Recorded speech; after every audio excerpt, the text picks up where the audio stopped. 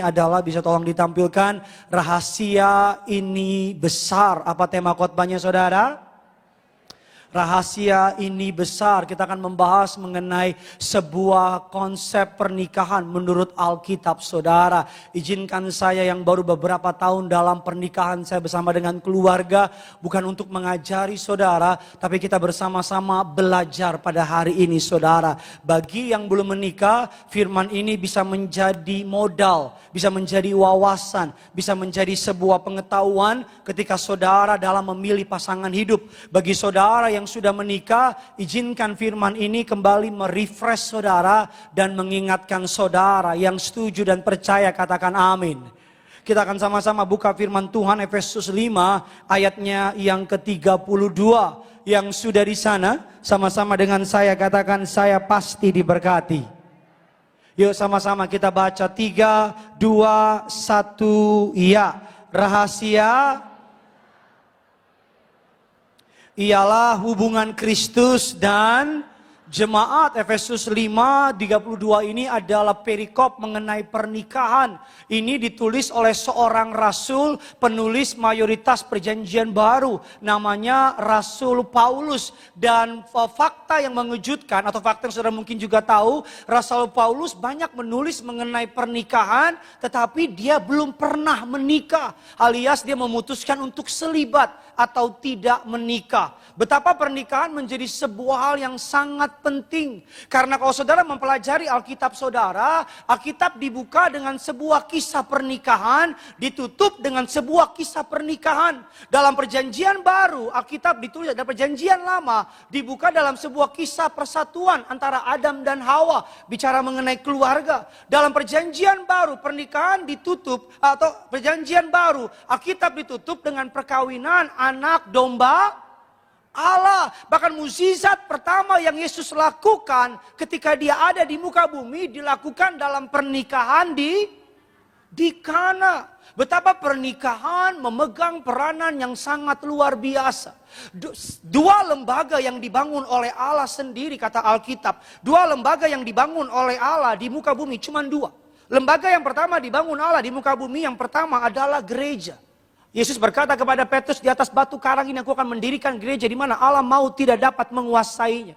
Lembaga yang kedua yang dibangun oleh Allah di muka bumi ini, yang kedua adalah keluarga. That's why senjata terbesar iblis hari-hari ini sedang diarahkan kepada keluarga dan gereja. Kalau keluarga hancur, hancur generasi. Kalau gereja hancur, hancur generasi. Nah, kita akan mempelajari beberapa kutipan saudara. Kehancuran keluarga adalah rencana iblis. Agar manusia tidak bisa memerintah atau dominion. Ketika Allah menciptakan manusia, Alkitab berkata, beranak cucu dan penuhilah bumi. Dan taklukkanlah itu. Ketika Allah menciptakan manusia, manusia diberi dominion. Diberi dominasi. Manusia diperintahkan untuk berkuasa. Bilang kiri kanan saudara, kamu harusnya berkuasa. Amin saudara. Manusia diciptakan untuk berkuasa, untuk memerintah. Tetapi iblis berusaha menghancurkan itu. Dalam Hosea 4 ayat yang ke-6, terjemahan Inggris yang mengatakan demikian. My people are destroyed for the lack of knowledge. Umatku binasa karena tidak berpengetahuan. Entah berapa banyak orang masuk dalam pernikahan tanpa mengerti apa itu pernikahan. Entah berapa banyak anak muda yang hancur berantakan karena salah memilih yang namanya pasangan hidup. Saya selalu bilang sama saudara, pernikahan memilih pasangan hidup adalah keputusan terbesar nomor 2. Nomor satunya memilih Yesus sebagai Tuhan dan Juru Selamat. Keputusan terbesar nomor 2 adalah memilih pasangan hidup yang setuju, boleh bilang amin. Karena dengan orang yang salah engkau turun ke bawah. Dengan orang yang tepat engkau naik ke atas. Pernikahan saudara seperti naik kereta api. Tapi kereta apinya 60-70 tahun dan gak pernah stop. Pernikahan seperti naik pesawat terbang. Saudara selama masih di boarding room, saudara bebas mau ngapain saja. Tapi kalau sudah pesawat, udah di dalam pesawat. Dan kapten pilot mulai berkata, open your window, fasten your seatbelt. Dan ketika pesawat sudah mulai take off, saudara gak bisa bilang, ini pesawat kemana sih? Oh ke Medan nih, salah gue mau ke Manado. Bang, kiri bang. Pernikahan sama seperti naik roller coaster. Tahu roller coaster? Halo, shalom. Ini kan awal bulan kan? Pernikahan seperti naik apa? Ketika saudara udah naik, udah diklik roller coasternya, ada naikan, ada turunan, ada belokan, ada tajam, ketika Yesus. Ketika turun, mau muntah kek, mau nangis kek, mau pipis di celana kek, nggak bisa turun. Pernikahan seperti itu, nggak bisa turun. That's why, bagi khotbah hari ini, bagi saudara yang belum menikah, mengucap syukurlah saudara. Ini baru koma, belum titik. Karena saya sedang mempersingkat masa penderitaan saudara. Ya. Saya berharap ada pendeta yang khotbah itu dulu buat saya. Bagi saudara yang sudah menikah, mari sama-sama kita mengingat kembali. Yang pertama ada pernikahan. Tujuan pernikahan adalah kedewasaan. Atau lebih tepatnya pernikahan untuk orang dewasa. Sama-sama bilang sama saya yang belum dewasa, jangan menikah. Dewasa bukan usia Pak. Dewasa bukan usia Bu. Ada orang usia 60 tahun tapi kelakuan kayak anak 20 tahun. Ada orang usia 50 tahun tapi kalau ditegur galakan dia. Ada orang usia 50 tahun tapi kelakuan kayak anak kecil. Tapi ada orang usia 20 tahun tapi pola pikirnya kayak orang 40 tahun. Bisa nggak? Bisa. Karena kedewasaan bukan bicara usia. Bagi saya dewasa adalah ketika orang berani bertanggung jawab. Bagi saya itu dewasa. Amin. Karena pernikahan orang yang baper, orang yang sensian, orang yang belum bisa mengampuni, please jangan nikah. Karena orang kayak gitu kalau nikah bikin susah pendeta. Bilang kiri kanan saudara, kalau lo masih baper, sensi, belum bisa ngampunin, jomblo aja lo. Amin. Ada 3 fase pernikahan. Ada stage of growing up. Ini untuk orang yang mau menikah. Saudara, stage of growing up. Saudara yang masih jomblo dan jomblo akut, dengar baik. Bagi saya lebih baik menantinya lama. Tapi sekali dapat yang pas. Yang amin-amin itu jomblo. Amin. Yes. Gak apa-apa usia 40 tahun, nunggu 40 tahun gak apa-apa. Nanti Tuhan kasih pasangan yang tepat. 50 tahun gak apa-apa, nanti Tuhan kasih yang tepat. 60 mau dapat pasangan, nanti Tuhan angkat. Mau apa lagi? 60 tahun mau menikah?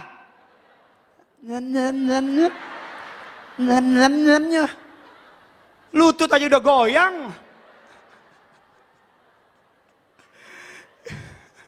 Hati-hati Pak, gigimu jatuh. Yang pertama, fase ketergantungan atau dependensi. Fase ini adalah anak yang baru lahir hanya bisa bergantung kepada orang lain. Di fase ini orang jangan menikah deh. Ini fase di mana orang minta dilayani, minta diurusin. Di fase ini orang pokoknya dikit-dikit harus ditolongin, harus dilayanin. Pokoknya fase di mana dia bergantung penuh. Makanya disebut fase anak kecil. Anak saya Genesaret di fase ini. Apa-apa butuh orang tua. Kemarin kami pergi ke Medan, saya sama istri saya ke Medan. Untuk pertama kalinya anak saya tidur tanpa mamanya, tanpa papanya. Biasanya kalau papanya pergi, ada mamanya. Biasanya anak saya tidur jam 8, jam 9 udah tidur. Tapi kemarin karena papa mamanya di Medan, tengah malam mama mertua saya telepon. Nih, Gini belum tidur nih. Saya bilang, Gini tidur dong. Nggak mau, kan Gini tidur biasa ada papa mama. Nah, papa di Medan, pulang dong. Dikira Medan Gading Nias. Saya bilang, nah udah malam nak. Jam 12 aja, nah udah malam nak. Gak ada pesawat nak. Beli dong. Saya bilang, nak memang papa orang kaya raya nak. Tapi gak bisa. Anak kecil kayak gitu. Bergantung sama orang tuanya, lucu. Coba bayangin kalau suamimu begitu. Gimana? Pulang dong. Gua akan bilang, hai kuasa gelap yang menusuk suamiku keluar. Anak kecil pakai dot menggemaskan. Coba suamimu pakai dot mengenaskan. Di fase ini jangan mimpi nikah. Jangan mimpi nikah. Kalau engkau punya pacar dan di fase ini dia drama queen. Tahu drama queen? Yang apa-apa pintu dibukain. Kalau jalan harus kita buka jaket kita. Jangan nikah. Saya selamatkan saudara dari sebuah penderitaan tak berkesudahan. Menikah dengan orang yang salah, neraka di bumi. Menikah dengan orang yang tepat, surga di bumi. Berikutnya fase yang kedua yang kita akan pelajari. Fase mandiri atau interdependent. Di fase ini bisa sendiri. Fase orang yang baru lulus kuliah tapi masih fokus kejar karir. Tapi masih fokus memikirkan me, myself, and I. Nggak mikirin pernikahan atau kalau pacaran cuma sekedar having fun. Di fase ini orang juga jangan nikah. Karena pernikahan di fase yang ketiga. Fase kedewasaan. Interdependensi, saling ketergantungan. Kan kalau menikah kan kita saling memberi, betul apa tidak? Kita beri waktu dulu sebelum saya menikah. Saya suka nongkrong sama teman-teman pendeta. Tapi semenjak menikah, udah jarang nongkrong. Dulu sebelum menikah, saudara, apa-apa mau ngapain terserah. Sekarang udah menikah, kemarin saya mau pergi liburan ke Bali.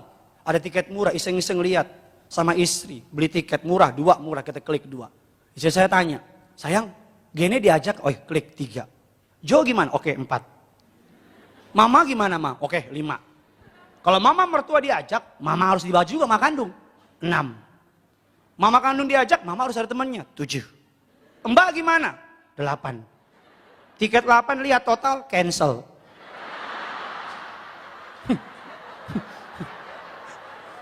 Dari TV aja lah, udahlah. Saya mau beli PS, berapa tahun yang lalu mau beli PS 5, uangnya uang saya. Istri saya nggak pernah saya kurangin bulanan, tiap bulan saya kasih 10 miliar.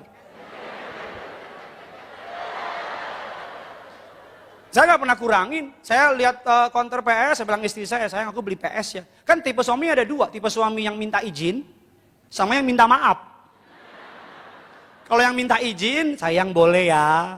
Itu suami-suami idaman. Kalau yang tipe minta maaf, tiba-tiba udah ada PS-nya. Lebih baik minta maaf daripada minta izin. Jadi saya bilang sama istri saya aku mau beli PS, sayang. Istri saya cuma ngomong gini, dia sih nggak ngelarang, cuma ngomong gini. Emang kamu ada waktu? Kamu kan lagi ngerjain disertasi itu kemarin, kamu lagi ngerjain disertasi. Kamu juga daripada itu mendingan inilah belajar Alkitab atau apalah. Nggak ngelarang sih, tapi ngomongnya nggak enak. Mama saya bilang kalau mau beli barang puter mall itu dulu. Kalau masih pengen, muter sekali masih pengen, berarti butuh, beli aja. Saya udah muter berkali-kali masih pengen. Saya beli enggak? Enggak. Saya enggak beli. Saya suka kadang-kadang hiasin mobil, beli pelek apa. Semenjak nikah enggak lagi. Karena pelek yang mahal, muternya begini. Yang murah juga begini. Yang enggak pakai pelek juga begini. Pernikahan seperti itu anak muda.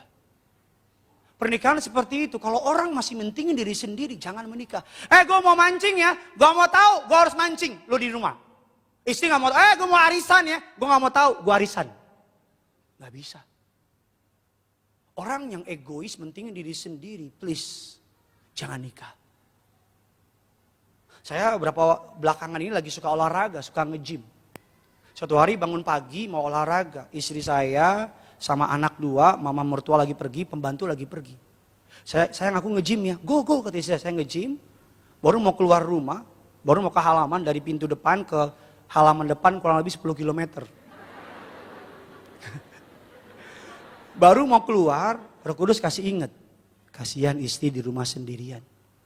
Gimana nanti kalau dia harus ngurusin Gene, lagi nakal, atau lagi bukan nakal, lagi drama. Terus tiba-tiba kalau Joe minta susu, kasihan dia sendirian. Saya balik lagi, saya bilang, sayang aku nge-gym boleh enggak? Oh boleh, go. Oh, ada pembenaran. Saya keluar. Tapi pas mau keluar, saya ngerasa feel not right gitu. Saya bilang gak boleh gini. Gym bisa nanti. Istri sama anak lagi butuh saya. Saya tinggalin tas gym saya. Saya balik. Istri saya bilang, kamu gak jadi gym? Aku kasihan kamu sendiri. Oh so sweet. Telepon mama suruh pulang. Saya temenin. Sering juga begitu. Kita akan masuk dalam inti khotbah saya. Apa tujuan pernikahan kekristenan? Lagi-lagi bagi saudara yang belum menikah, biar ini jadi modal buat saudara. Bagi saudara yang sudah menikah, mari sama-sama kita mengingat kembali kasih mula-mula kita. Kemarin saya pelayanan di Medan. Ribuan orang hadir. Dan ribuan orang, ratusan anak-anak muda hancur, nangis, kejer. Ketika saya deketin kebencian, kepahitan, free sex dan sebagainya. Kenapa anak muda seperti itu? Karena benteng pertama yaitu keluarga gagal. Kenapa banyak anak-anak muda di lampu merah? Kenapa banyak anak-anak muda? Kenapa banyak LGBT? Kenapa generasi muda sekarang kehilangan? Karena orang tua gagal. Benteng pertama keluarga. Saya suka sebuah istilah strong from home. Kuat dari rumah. Gereja seminggu sekali. Rumah selama-lamanya. Kalau di rumahnya kuat. Suami akan berangkat ke kantor. Kalau perut kenyang, hati tenang, pikiran tenang. Dia akan berangkat ke kantor. Dia akan berkualitas. Dia akan bekerja dengan luar biasa. Istri akan bekerja dengan luar biasa. Perut kenyang, hati tenang, pikiran tenang. Anak-anak akan berangkat ke sekolah. Dia akan menjadi anak yang pandai, cerdas ketika perut kenyang, hati tenang, pikiran tenang. Saya nggak akan jadi pendeta seperti sekarang Tuhan pakai saya. Kalau di rumah tangga saya, istri saya nggak memainkan perannya dengan baik. Kita perlu penting untuk mengelola ini dengan baik. Agar saudara bisa menjadi orang-orang sebagaimana Tuhan persiapkan. Yang percaya kasih tepuk tangan dulu buat Tuhan kita. Yang pertama, keluarkan catatan saudara. Pernikahan kekristenan diciptakan dengan tujuan ilahi. Sama-sama bilang sama saya, tujuan ilahi. Amsal 24 ayat 3 dan 4. Yuk sama-sama kita baca. Tiberias 3, 2, 1, ya. Berikutnya, dan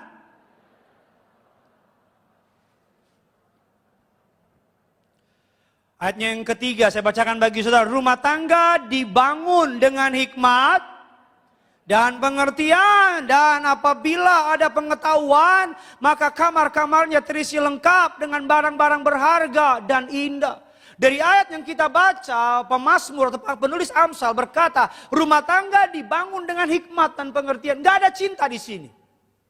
Alkitab nggak bilang rumah tangga dibangun dengan cinta, tapi rumah tangga dibangun dengan hikmat dan cintanya di mana? Bukan cinta nggak penting, cinta adalah pondasinya. Ibarat rumah, cinta itu pondasinya. Tapi kalau pondasi udah jadi rumah belum? Belum jadi rumah Pak, belum jadi rumah Bu. Walaupun mulanya dengan cinta, kita lihat dia kita suka, jatuh cinta kata orang. Tapi jalaninnya nggak cukup cinta. Jalaninnya ada hikmat dan pengertian kata Alkitab. Ditambah kamar-kamar diisi dengan pengetahuan tadi kata Alkitab. Cintamu ketika PLN datang, mau matiin listrik. Kok gak bisa bilang, bang aku cinta padamu bang. Kata istri, PLN, hepeng. Hepeng mengatur negara on. Ketika bayar cicilan rumah, cintamu gak bisa bayar. Hikmat dan pengertian. Cintanya tuh pondasi. Cintanya pondasi. Tapi kan bangun rumah kan, gak cuma pondasi kan. Perlu bangun ini, itu yang namanya hikmat. Makanya banyak anak muda, jangan mau dibohongin sama cowokmu. Dia akan dengan kata-kata yang manis. Gitu.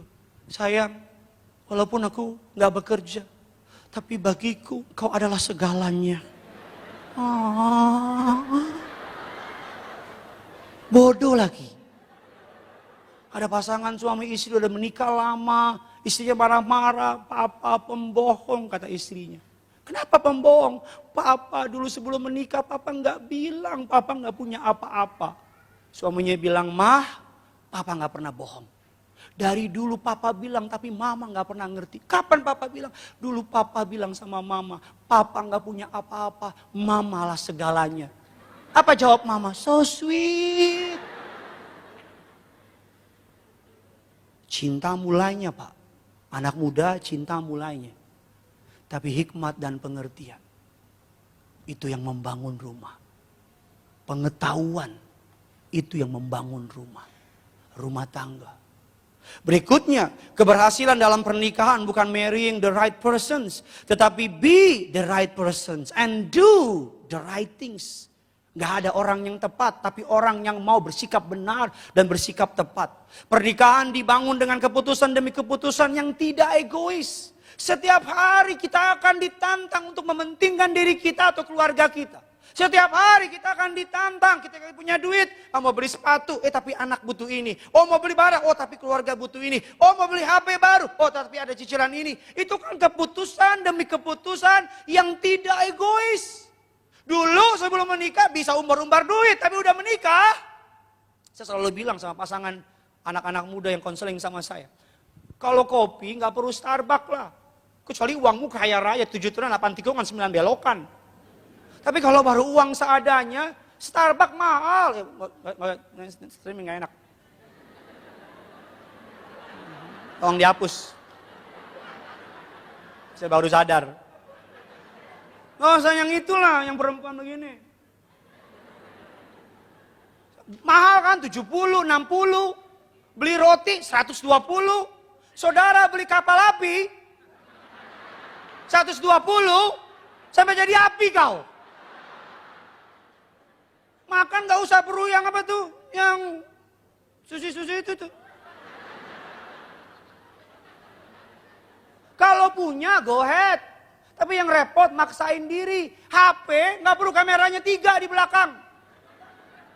Saya beli kamera, saya aja beli HP nih. Kameranya 2.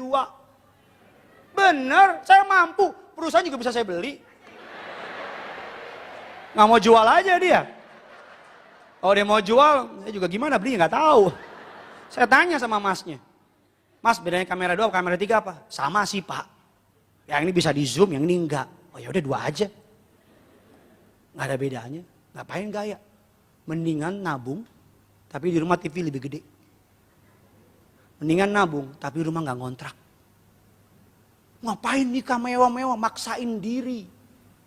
Pulang dari pernikahan, kembali ke kontrakan. Ya.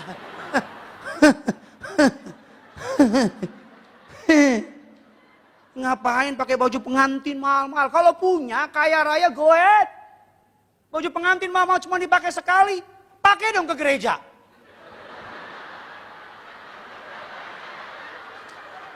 Paling Aser bilang, orang gila. Ngapain foto free wed? Foto free wed, ada orang foto free wed aneh-aneh sampai di dasar samudra. Survei membuktikan orang ke pernikahan saudara tidak peduli sama foto free wedmu. Mereka akan sampai ke pernikahan saudara. Di mana babi itu? Di mana babi itu? Ini babi ya. Dia mana peduli sama foto free wedmu? Dia akan sampai dia makan. Di mana soto? Oh soto. Sambil makan baru dia lihat fotomu. Cantik ya ceweknya ya. Kok cowoknya jelek sih? Terus temenmu bilang, kaya Pak. Oh. Julid.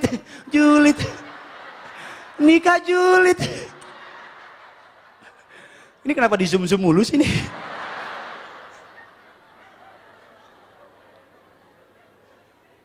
Pernikahan, kalau nikah harus konseling. Saya pendeta, salah satu pendeta yang kalau pernikahan, saya konseling orang minimal 6 bulan. Karena saya juga dikonseling. Saya banyak dikonseling sama ibu gembala, sama mendiang. Pendeta Pak Aryaji. Suka diomongin. Kalau pasanganmu gak mau konseling, bubarin. Takut konseling, berarti ada sesuatu yang disembunyiin. Betul. Ada orang, Pak, saya mau nikah, Pak. Tiket segala macam saya bayar, Pak. Nanti Bapak bawa saya siapin, Pak. Saya bilang, kapan nikahnya? Kurang dari sebulan lagi, Pak. Saya bilang, saya gak bisa. Aduh Pak begini. Butuh apa kasih sampai? Bukan butuh apa, kenapa baru datengin saya? Aduh Pak maaf Pak kemarin cari gedung, cari begini. Baru sempat datengin Bapak. Pendetanya duluan dong dicari. Konseling dulu dong. Baru gedung, baru catering. Kok boleh nikah 7 hari, 7 malam. Tapi kalau engkau gak disertai Tuhan, hari ke-8 hancur. Yang pertama pernikahan adalah memiliki berikutnya saudara dalam pernikahan harus memegang prinsip yang waras ngalah. Coba di sini yang masih waras angkat tangan. Ayo, yang masih waras, ayo. Ya. Jadi kalau saudara udah mulai nggak ngalah, bilang sama dia, udah mulai nggak waras bapak ini ya. Yang waras apa? Ngalah. Buat apa menang tapi hati istrimu sakit? Buat apa memenangkan pertarungan tapi hati suamimu sakit? Buat apa? Poin yang kedua, pernikahan kekristenan untuk memiliki karakter ilahi. Tujuannya pertama, tujuan ilahi. Yang kedua, karakter ilahi. Kejadian 1:27. Sama-sama kita baca. 3, 2, 1, ya. Maka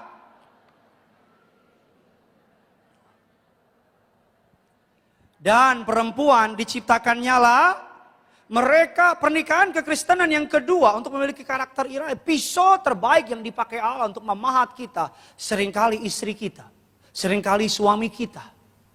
Seringkali yang dipakai Allah untuk menajamkan kita bukan orang lain, tapi suami kita, istri kita. Tampilkan gambar segitiganya, biar bisa mengerti apa maksud saya. Ini pernikahan kekristenan, di sebelah kiri suami, sebelah kanan istri. Di atasnya Tuhan. Mereka tadinya segitiga, bisa lihat segini. Segitiga, jauh mereka. Tapi ketika suami bertumbuh dalam Kristus, istri bertumbuh dalam Kristus. Mereka bukan hanya naik secara karir, mereka bukan hanya naik secara ekonomi, tetapi mereka pelan tapi pasti, kalau suami cinta Tuhan, istri cinta Tuhan, pelan tapi pasti mereka akan makin dekat satu sama lain. Ketika mereka makin dekat, karena mereka bertumbuh kepada Kristus sebagai kepala rumah tangga. Ketika mereka makin dekat sama Yesus, mereka jadi intim. Dari keintiman itu muncul yang namanya rukun. Dari rukun itu genap firman Tuhan. Sungguh alangkah baiknya, sungguh alangkah indahnya. Biar keluarga hidup rukun dan damai. Sebab kesanalah Allah memerintahkan berkat-berkatnya. Saya percaya kalau suami istri rukun, gak perlu cari berkat. Allah perintahkan berkat. Makanya anak muda cari suami, cari istri yang cinta Tuhan dulu. Ganteng bonus, cantik bonus, kaya bonus. Orang tua jangan racunin anakmu dan bilang, cari yang kaya lu. Buat apa mantumu kaya tapi mukulin anakmu? Buat apa mantumu kaya tapi sia-siain anakmu? Buat apa suamimu ganteng tapi playboy, pengecut? Buat apa istrimu cantik tapi genit, kegatalan dan gak setia? Saya cuma ngomong apa adanya loh. Makanya rumah tangga jangan berantem. Pak, Bu, kalau mau diberkati jangan berantem. Sebuah kebodohan yang luar biasa. Udah susah berantem lagi. Udah miskin berantem lagi. Rumah tangga yang suka ribut ngusir berkat. Tadi firman bilang gitu. Sungguh alangkah baiknya, sungguh alangkah indahnya biar keluarga hidup rukun dan damai. Sebab kesana Allah memerintahkan berkat-berkatnya. Saya suka bilang sama istri saya kalau kita lagi beda pendapat. Saya bilang, kamu mau kita miskin ya? Kok gitu sih ngomongnya? Loh kalau kita berantem kita miskin loh. Kalau kita ribut kita susah loh. Ada suami istri seneng banget. Hobinya tuh berantem. Pokoknya kesukaannya, favoritnya, pokoknya bangun pagi harus berantem. Makanya saya selalu bilang, ada jemaat di daerah di Boston. Datang sama saya. Saya tolak dusta, tolak tipu. Pak, tolong doain Pak. Kita punya utang-utang banyak Pak. Bikin proyek apa-apa mentok Pak. Istrinya bilang, Pak tolong doain Pak. Kita udah nikah bertahun-tahun gak punya anak Pak. Saya kan pendeta mau doain tumpang tangan. Roh Kudus kasih ingat di hati saya impresi. Bilang sama mereka, jangan suka berantem. Saya tanya, Pak suka berantem gak sama istri? Istrinya dengar gitu. Saat istrinya, suami bilang gini, jarang Pak. Suami sosok cool gitu, jarang Pak. Saya bilang, seberapa jarang? Jarang Pak, seminggu berapa kali? Ya 4-5 kali Pak. Terus saya tanya, siapa yang mulai? Suami bilang, nih Pak, suka begini, gini. Istrinya bilang, ini juga Pak. Suaminya ke-trigger, diam kamu. Saya diam.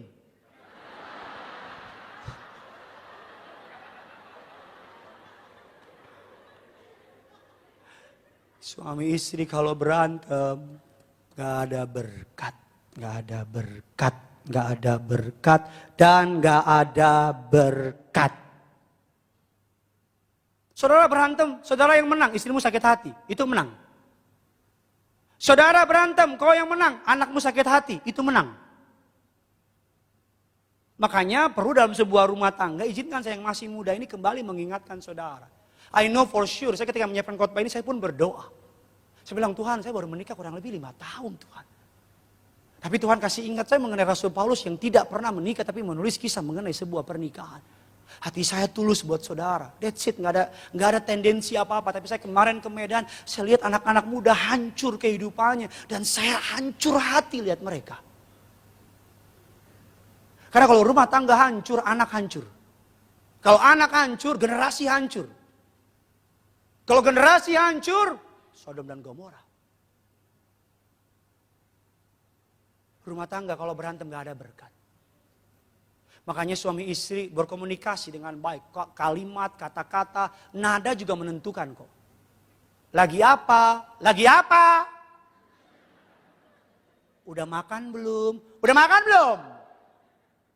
Lagi di mana? Lagi di mana? Diam aja. Diam aja. Suami yang pulang kantor capek-capek. Kadang-kadang kan mohon maaf perempuan kan. Suami lagi capek banget pulang kantor habis macet. Baru duduk. Istri langsung merepet. Suami lihat gitu ambil tas pergi lagi ke kantor. Tunggu gitu loh, tunggu. Kasih teh dulu. Capek ya, Pak. Setan juga tahu capek, Ma. Oh iya. Jangan ngegas dong, Pak. Kasih kue. Pak, air panas udah siap. Udah selesai dia mandi, Pak ini koran. Kasih koran. Oh, BBM naik ya? Iya, Pak, BBM naik. Bulanan naik dong, Pak. Beda nggak? Beda. Ngomong beda. Suami juga kalau istri ngomong, rendah hatilah. Karena kalau istri kasih masukan, terimalah. Karena kalau engkau kenapa-napa, istri juga kena. Engkau miskin nih, dia juga kena kok. Engkau susah, dia juga kena. Tapi istri juga kalau ngingetin suami, ingat dia kepala rumah tangga. Jangan ngomong kayak dia bawahanmu. Ngomong sama kepala rumah tangga, wanita boleh jadi apa aja yang dia mau. Jadi presiden? Boleh. Jadi apa lagi? Pemain sepak bola? Boleh. Jadi apa? Panjat pinang? Boleh. Wanita boleh jadi apa aja yang dia mau. Cuma satu dia nggak boleh. Jadi kepala rumah tangga. Jangan ada Roy Isabel di sini. Apa Roy Isabel? Yang pengen mengambil peran suami. Tapi Pak suami saya on, terimalah apa adanya.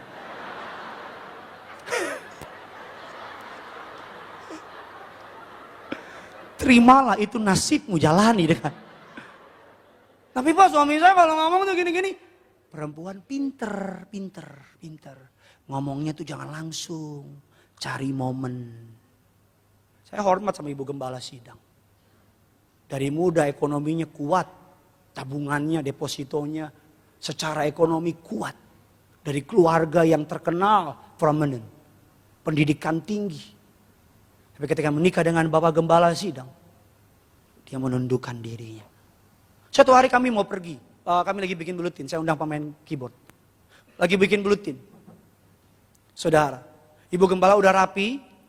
Ibu Gembala bilang, Pak, Mama ke bawah ya. Cuman ke bawah. Mama mau beli sesuatu. Papa Regi mendiam bilang gini, ya jangan Ma, di sini aja temenin Papa. Ibu Gembala langsung bilang, oh gitu ya Pak, nggak boleh. Ya jangan Ma. Ibu Gembala ke dalam, ganti baju, duduk di samping kita. Bukannya senyum. Terus Papa Regi bilang, Ma, kok nggak jadi pergi? Kan Papa bilang nggak boleh. Oh, Papa Regi ke dalam, ganti baju, dia keluar. Ayo Ma, Papa temenin. Kan enak, istri tahu tempat, suami juga tahu. Kan banyak istri-istri, Pak boleh pergi ke bawah nggak Pak? Ya jangan Mak, bodoh amat.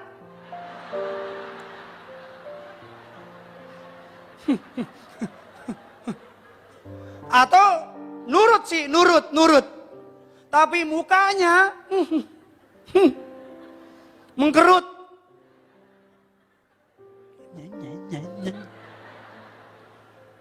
Atau nurut sih, tapi di kamar gak keluar-keluar. Gak bisa. Role model saya tuh bapak sama ibu. Bapak kalau kemana-mana keluar, bukain pintu ibu. Ambil payung, pegang. Kalau kemana-mana jalan bapak, ayo mah. Saya di belakang yang muda saya lihatin. Ayo pak. Kita punya gembala yang ngajar, cintai istri kita. Gak heran Tuhan pakai mereka. Yang ketiga, yang terakhir, pernikahan kekristenan diciptakan untuk keturunan ilahi. Sama-sama bilang sama saya, keturunan ilahi. Anak gak bisa pilih orang tua, betul apa tidak? Anak gak minta dilahirkan, anak gak bisa pilih orang tua. Tapi kita bisa pilih siapa yang akan menjadi orang tua anak-anak kita. Betul apa tidak? Anak gak pernah minta dilahirin. Anak gak bisa pilih siapa orang tuanya. Tapi kita bisa pilih siapa orang tua buat anak kita. Kalau pacarmu tukang pukul, tukang injek, tukang maki, kau pikirin, pakai otakmu. Kalau nanti dia jadi papa dari anak-anak saya, kau rela anakmu dipukul sama dia? Kalau istrimu kasar ngomongnya, pacarmu kasar ngomongnya. Kalau ngomong tuh tajam banget, nyakitin hati. Cerewet, judes, kalah sambel. Pikirin, apa dia bisa jadi istri? Apakah dia bisa jadi ibu buat anak-anak saya? Saya gak akan terima kalau anak saya tiba-tiba dipukul sama istri saya. Saya gak akan terima. Saya gak akan terima kalau tiba-tiba anak saya dimaki-maki sama istri saya yang tiba-tiba gak jelas gitu. Gak akan terima saya. Dan istri saya juga gak akan terima kalau tiba-tiba anak saya tampar gitu. Pah! Saya gak akan terima. Keturunan ilahi. Warisan terbesar yang bisa orang tua kasih sama anaknya bukan duit. Bukan harta. Tapi iman kepada Yesus. Jangan sampai di masa tuamu gak tenang kau matinya. Karena anakmu gak kenal Yesus. Setiap malam istri saya belikan Alkitab bergambar. Walaupun pulang dari Medan capek, Papa bacain Alkitab dong. Baca apa sekarang nak? Yang itu 5.000 orang. Oh ya 5 roti 2 ikan bacain. Yesus memberi makan 5.000 orang. 5 roti 2 ikan. Saya lihat belum ngantuk dia. Baca apa lagi nak? Itu nak pak yang ikan-ikan besar. Oh Yunus. Yunus di perut ikan. Baca. Tiba-tiba dia ketiduran. Saya bilang gini bangun. Gini doa dulu. Doa. Dia sampai tiduran gini. Jangan tiduran dong. Diri. Duduk dong. Duduk yang manis. Doa sama Yesus. Tuhan Yesus, amin. Gak gitu cara doanya Bambang gitu. Pokoknya anak kecil kan. Tuhan Yesus, amin. Enggak. Gitu saya. Tuhan Yesus, gini bisa tidur nyenyak. Spring bed, AC dingin, rumah bagus. Karena Tuhan Yesus. Ayo gini, ikutin Papa. Tuhan Yesus, gini mau tidur. Berkati Papa, Mama, Adik, Oma, segala macam. Dalam nama Tuhan Yesus, amin. Dia tidur. Saya tolak dusta, Tuhan tahu perkataan saya. Saya selimutin dia sambil minyak urapan. Di malam itu, saya mengucap berkat sama anak saya. Anak pandai, anak cerdas, anak kerajaan surga. Kemana melangkah dijaga malaikat, tidak jatuh, tidak celaka. Kami tolak kutuk LGBT, kutuk perzinahan, kutuk percabulan. Tuhan pakai Genesaret untuk kemuliaan bagi namamu. Anak yang kedua, Yohanes. Tuhan, tadi pagi berangkat pelayanan, urapi istri, urapi anak. Kedua, berangkat. Ayo Pak, kita imam Pak. Ayo Pak, kita imam. Kita kepala Pak. Jadi contoh Pak. Suci berkat, suci tangan kita, suci mulut kita. Suci perbuatan kita. Tujuan ilahi, karakter ilahi, keturunan ilahi. Doa saya firman ini memberkati saudara. Selamat hari Minggu. Tuhan Yesus memberkati saudara. Meteraikan